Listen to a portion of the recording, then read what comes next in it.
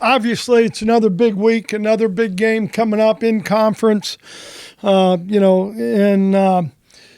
This is a really good football team. I mean, they've been playing good football, very balanced. Obviously, they won at UCLA.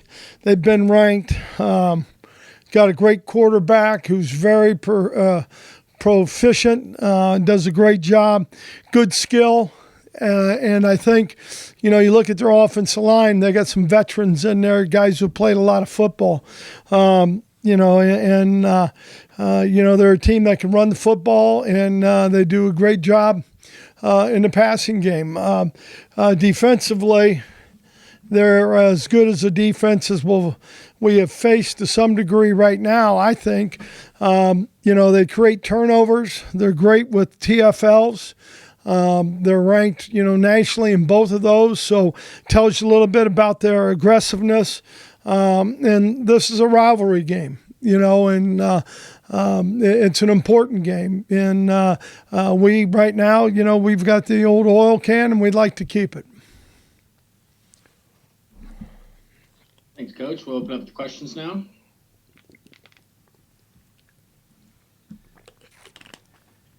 John. Hey, Coach, hope you're doing well. Good, John. You mentioned their running game, and it feels like that's a sneaky, important part of their offense, even though Jake Haener gets so much credit and their wide receivers get a lot of attention as well. But between Jordan Mims and whether or not Ronnie Rivers plays, it looks like they've had a ton of success on the ground as well. Well, they do. And, both those two are very talented. Mims being a little bigger back, but they both can stick their foot in the ground. They both can accelerate. And when you have two good backs like that, then you got to look at the offensive line, and their tight ends. I think in 17 or 18, 1 year they pounded us pretty good. And part of that was the tight ends they had, and they did a great job. So we're going to have our, it's going to be a physical game. We're coming off a real physical game. We've got to get our guys ready, from a football standpoint to how bad we want to play and, be healthy at the same time.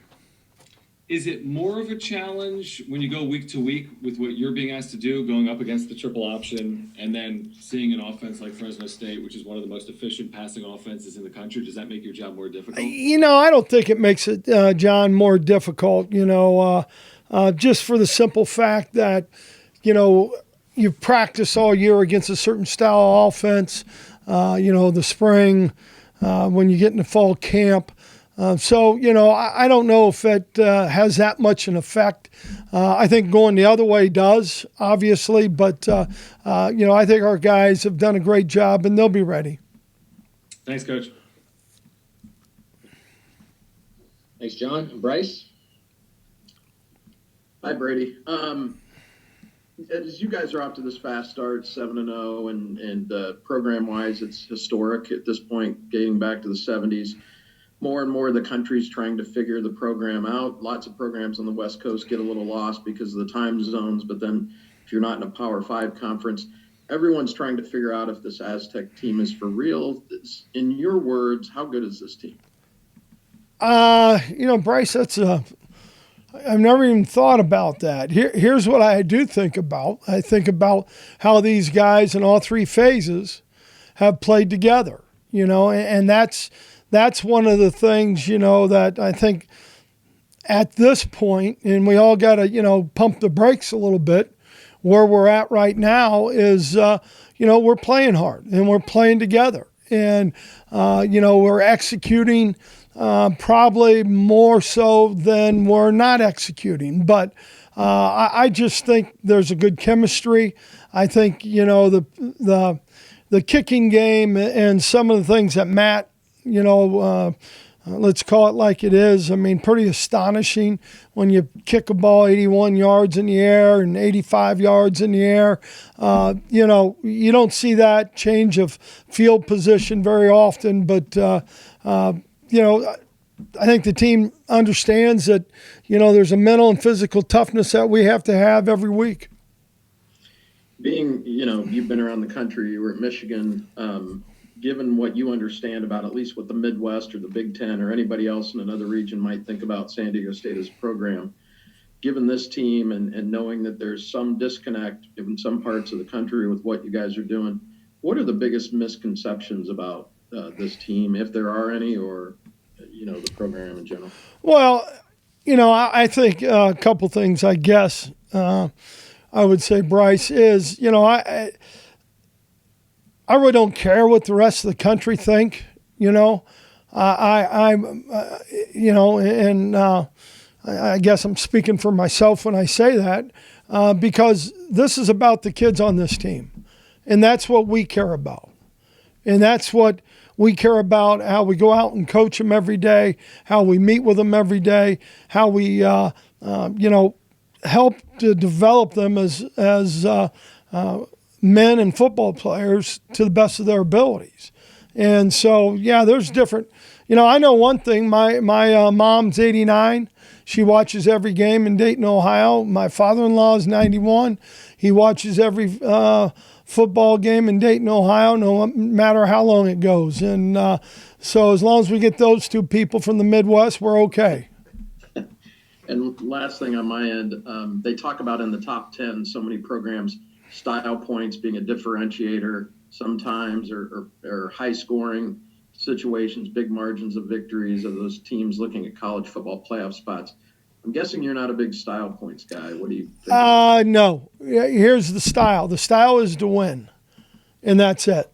Look, we're not real flashy.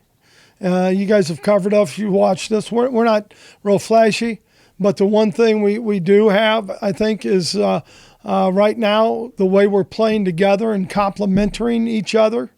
We got a formula to try and win every game. Thank you. You're welcome. Thanks, Bryce. Thank you, Bryce. Kirk? Hey, Coach. The last 5 games, you guys are going to face the top 3 quarterbacks in the Mountain West. What extra challenge does that bring, especially given what you guys have seen in the last few weeks? No question. I think the meat of our schedule is ahead of us. When you look at exactly what you're talking about, you look at quarterbacks who are very capable of throwing for over 400 yards and all those things. And so it will be a challenge every week. I think from a defensive standpoint, we've got to, take every one of them because they're a little different. Most of the schemes are the same, though, and see how we can disrupt them. Those 3 guys, Fresno State, Nevada, and Boise State, are they not easy to defend, but easier than guys that are more dual threat, or is there a little element of that with some of them? No, I think, you look at Hainer. I mean, he runs around. At times, he reminds me of freaking Nash, and I really didn't want to think about that kid anymore. I mean, he was a daggone good football player. And so, they all can extend, and they also are coached well enough, I think, that, they have other elements that, they can do a good job with play calling. When you have so many guys like this kind of stacked up coming up, does that make it a little bit easier to prepare because you're kind of facing something more similar? It's better than playing another triple option team. I'll say that, Kirk, but, they're all a little different. I mean, there's similarities, but then you start looking at personnel, right? Who's got the best personnel here? What do they look at the tight end? What do they look at, as a Z or one of those guys who do a great job in fly sweep? So, all of it, you got to look at the big picture. Okay. And then I want to ask you, will Greg Belt be able to start this week? We'll see. It's early in the week. And for him to not play in the first half last week, was any of that related to possibly being late for a meeting and any kind of punishment? Nope. You just got to practice. Got to make sure we're practicing. Okay, thank you. Yep. All right, with Lee Hamilton. Brady, I want to ask you about style points because we all see how you dress every day. Yeah, thanks. Hey, I got my, yeah, exactly. From you, Lee. From you. Hey, is the first 2 quarters up at Colorado Springs, that's vintage defense. I mean, you had everything covered and you punished them. Is that the best 2 quarters you've seen your kids play on that side of the ball? Yeah, I think so. And, I guess even more so, Hacksaw, because of, style of offense, and the one thing we talked about was eliminating the fullback, and we eliminated the first one. The second guy came in, did a nice job. He was physical, but, we wanted to hit the fullback every play, and I think it took its toll. Question about Hayner. With all the skilled people around him, is this the most complex team to defend because they make you defend sideline to sideline with a ton of different people that all participating? Yeah, I think so. I think that. I think their skill level at the wide receivers. We talked about the backs, and whether Rivers plays or not. Mims is awful good. I think, the quick game that they have, the RPO game, kind of defines them a little bit to their skill. But really, Hayner's, he's accurate. You got to disrupt him. We've got to make life hard for him. Question about the legacy of Aztec football. I mean, none of these kids were born the last time this happened. But when you walk down the hallways and know what Coryell did, I mean, it's like the first time in 50 years this team could be 8-0. Do you talk to your kids about the legacy of what they might be about ready to accomplish? Well, not to be honest with you, not in that vein. We do talk about past, present, and future Aztec Warriors. I mean, we talk about that, and that's part of our creed that we believe in. And but you probably gave me a little information I wasn't sure about too, Lee, when you said Coach Coryell, and that's pretty special. And one other question: I would assume you're a proponent of an 8 or 12 team playoff to give the likes of the Aztecs or Coastal Carolina or SMU or even Cincinnati a chance to be part of the party. Do you think it's going to pass? I think it will, and I hope it does, because I do believe, it gives everybody a little bit of an opportunity. Now a lot of people say, well, they'll just go further in the Power 5, in the different leagues. But, there's some, number one, I think the Mountain West Conference is as good as, you're talking about, you look at our next 4 games or 3 games, right? It's a challenge. Thank you. Thanks.